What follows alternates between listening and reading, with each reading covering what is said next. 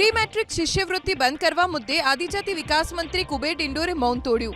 મંત્રી કુબેર ડિંડોર અનુસાર જે વિદ્યાર્થીએ મેનેજમેન્ટ કોટામાં એડમિશન લીધું હોય તેને ભૂતકાળમાં શિષ્યવૃત્તિ નથી મળી અને ભવિષ્યમાં પણ નહીં મળે। કુબેર ડિંડોરનું કહેવું છે કે કેટલાક લોકો ગેરમાર્ગે દોરે છે અને કલેક્ટરને આવેદનપત્ર પાઠવે છે।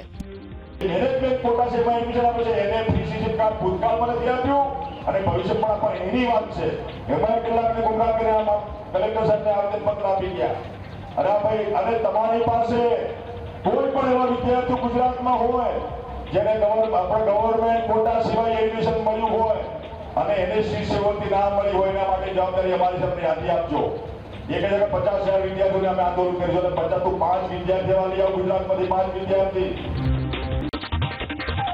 પ્રી મેટ્રિક શિષ્યવૃત્તિ બંધ કરવા મુદ્દે આદિજાતિ વિકાસ મંત્રી કુબેર ડિંડોરે મૌન તોડ્યું।